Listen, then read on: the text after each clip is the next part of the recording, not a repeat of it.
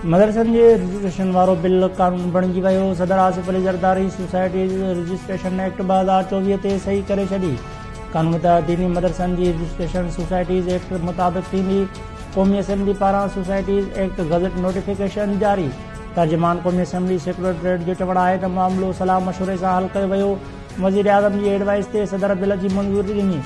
दीनी मदरसा बिल 20 अक्टूबर ते सेनेट ऐं 21 अक्टूबर ते क़ौमी असेंबलीअ मां मंज़ूर थियो। सदर ममलिकत 27 दिसंबर ते तरमीमी एक्ट ते सही कई। आसिफ अली ज़रदारी दीनी मदरसनि जे रजिस्ट्रेशन बाबति तरमीमी ऑर्डिनेंस भी जारी करे छॾियो। ॾखण कोरिया में मुसाफ़िर जहाज़ लैंडिंग दौरान हादसे जो शिकार 179 मुसाफ़िर सड़ी फौत। ॾखण कोरिया मीडिया मूजिब मुसाफ़िर जहाज़ मवान इंटरनेशनल एयरपोर्ट ते लैंडिंग दौरान रनवे तां स्लिप थी भित सां टकराइजी वियो, जंहिं जहाज़ खे बाहि लॻी वई। हादसे सबबि जहाज़ में सवार 181 माण्हुनि मां 179 फौत थी विया। ॿिनि खे बचायो वियो। ॾखण कोरिया जे मीडिया मूजिब लैंडिंग गियर में ख़राबी सबबि जहाज़ खे हादसो पेश आयो। जहाज़ हादसे ते एयरलाइन जे सरबराह मीडिया साम्हूं कंध झुकाए माफ़ी वठी छॾी।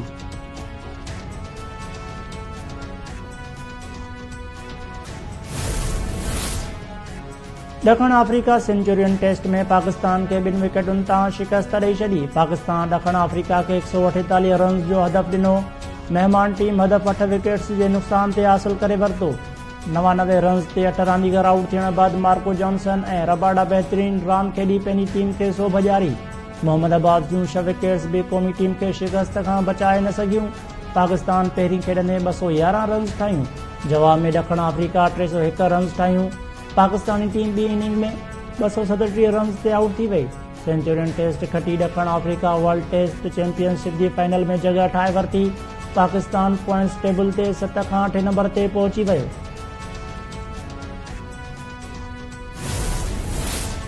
GHQ ते हमला सभिनी ॾिठा। PTI बानी ते को बि सियासी केस न आहे। PTI बानी ते फ़ौजदारी नोयत जा केस आहिनि। वफ़ाक़ी वज़ीर मुसद्दिक़ मलिक चयो आहे त ॾोहारी सरगर्मियुनि जी ॻाल्हियुनि सां को बि तालुक़ न आहे। 9 मई वाक़े में मुलविस जवाबदारनि खे सज़ाऊं मिली रहियूं आहिनि। असां ते भली तनक़ीद कयो पर मुल्क दुश्मनी न कयो। मुल्क ख़िलाफ़ ॻाल्हाइण त पुछा कंदा थींदी। सियासी तौरु अॻिते वधण लाइ तरीक़ेकार तइ करणो पवंदो। मसइला ॻाल्हियुनि ज़रिए ई हल थी सघनि था।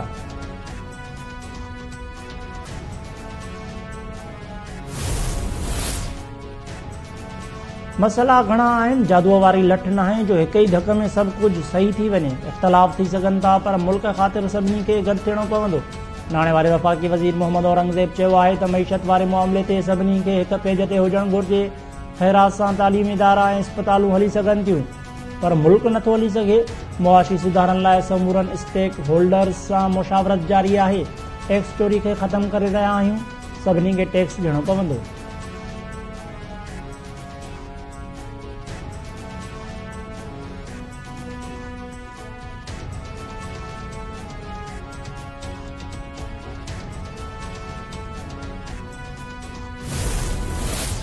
सिंध खे 1991 जे तहत पाणी फ़राहम कयो वियो। वफ़ाक़ी हुकूमत सिंध दरिया मां ज़बरदस्ती कैनाल कढणु घुरे थी। PP अवामी मसइलनि ते का बि सौदेबाज़ी न कंदी। कराची में प्रेस कॉन्फ्रेंस कंदे MNA शाज़ी आतामरी चयो आहे त अवाम मईशत ऐं सियासी अदम इस्तेहकाम सबबि परेशान आहे। दहशतगर्दी ऐं इंतहा पसंदी जो ख़ात्मो चाहियूं था।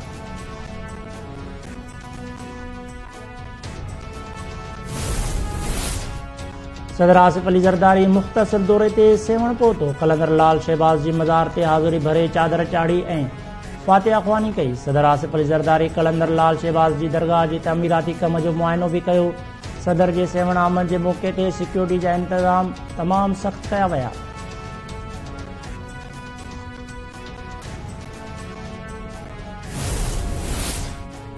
पारा चिनार में रस्तनि जे बंदिश ख़िलाफ़ कराचीअ जे मुख़्तलिफ़ हंधनि ते लॻल धरणा 3 ॾींहं बि जारी। नुमाइश चौरंगी, Abul Hasan असफ़ानी road, समामा shopping centre ऐं कामरान चौरंगीअ वटि मज़हबी जमायत जे धरणनि सबबि ट्रैफ़िक मुअतल। 5 स्टार चौरंगी, अंचोली ऐं ॿियनि हंधनि ते धरणनि सबबि शहरी सख़्त मुश्किलातुनि खे मोझण लॻा।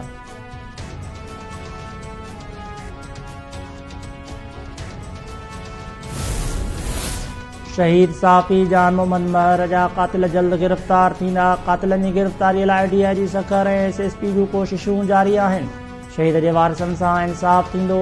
सखर में IG सिंध ग़ुलाम नबी मेमण जो अमन अमान बाबति इजलास खे ख़िताब।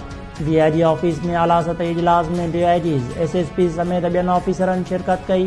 कंदकोट कश्मीर घोटके जे कचे में ढाइलनि ख़िलाफ़ ऑपरेशन, शहीद जान मोहम्मद जे मुख्य क़ातिलनि जी गिरफ़्तारी ऐं नींगर प्रिया कुमारी जी बाजियाबी वारे मामले ते ब्रीफिंग ॾिनी वई। मीडिया सां ॻाल्हाईंदे DIG चयो त कंहिं बि ॾुआरीअ खे पुलिस जी सरपरस्ती नाहे। इनफ़रादी तौर केरु ईअं कंदो त कार्रवाई थींदी।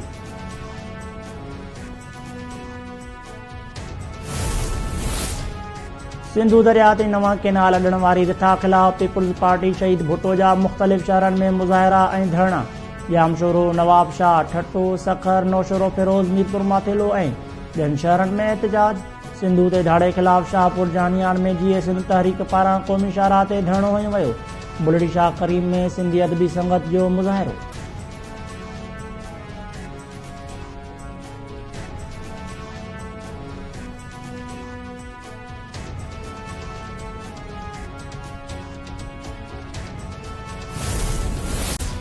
क़ौमी अवामी तहरीक जे सरबराह अयाज़ लतीफ़ अली जो चयो आहे त सिंधु दरिया असांखे कंहिं तोहफ़े या लॉटरी में नाहे मिलियो। सिंधु दरिया हज़ारे सालनि खां असांजो आहे ऐं असांजे ईंदड़ नस्ल जो आहे। दरिया ते धाड़ो लॻो त सिंध जा माण्हू कराची खां कश्मीर ताईं 700 किलोमीटर रोड बंदि कंदा। वार में हारी अॻवान काज़ी गफ़ार जे 24 वरसीअ जे मौक़े ते जलसे खे ख़िताब कंदे अयाज़ लतीफ़ अली जो चयो त सिंध जे 7 करोड़ अवाम जे मुस्तक़बिल जो दारोमदार सिंधु दरिया ते आहे। सिंध जे अवाम जे सब्र जो पैमानो लिबरेज थी रहियो आहे। किथे घणी देरि न थी वञे, मुल्क में ज़रई तरक़ीअ जे नाले ते सिंध खे बंजर बणाइण न ॾींदासीं।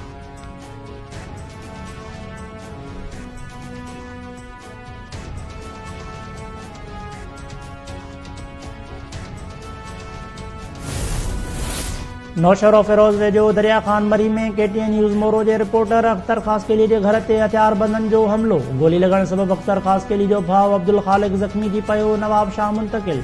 अख्तर ख़ासकेली चयो आहे त अब्दुल हक़ हथियारबंदनि सां गॾिजी घर ते हमिलो कयो। समूरनि जवाबदारनि खे गिरफ़्तार कयो वञे।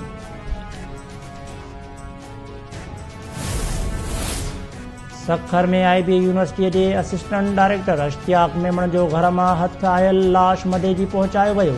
संदसि ॿिनि भेनरुनि 33 सालनि जी ज़रियत ऐं 27 सालनि जी फ़ाइज़ा जो सखर जे अस्पताल में इलाज जारी। मक़तूल जे सौट तारिक मेमण ॿुधायो त टई भाउ भेण घर में अकेला रहंदा हुआ।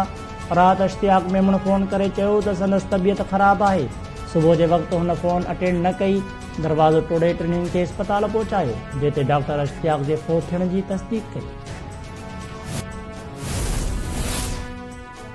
गंबड़ जे शेख ऐं सियाल बिरादरीअ जे ॿिनि धुरनि में हलंदड़ खूनी तकरार जो लखी ग़ुलाम शाह भरिसां महर हाउस वज़ीराबाद में जिरगो।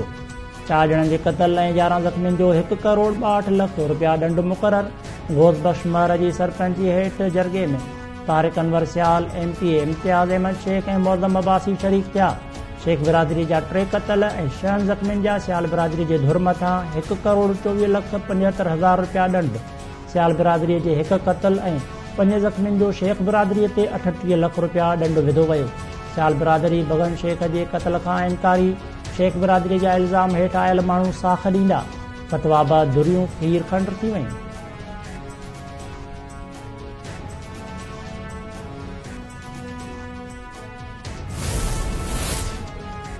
7 महीननि खां साइकिल ते 10 मुल्कनि जो सफ़र कंदड़ पोलैंड जो जोड़ो सजावल में फौरन तां फुरिजी वियो।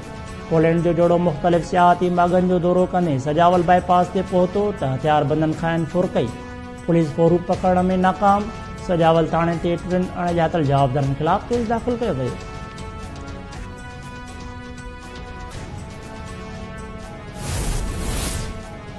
चीन 7 अमरीकी फ़ौजी कंपनियुनि ते पाबंदी लॻाए छॾी। कंपनीज़ जा चीन में मौजूदु असासा बि सील।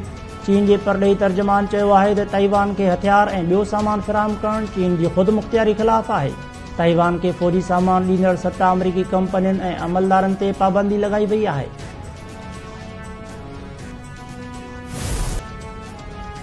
ऐं हैरी पॉटर जी हिकु भेरो ॿीहर वापसी। Hollywood film Harry Potter the return of the dark Lord जो पहिरियों ट्रेलर जारी। फिल्म ईंदड़ साल रिलीज़ कई वेंदी।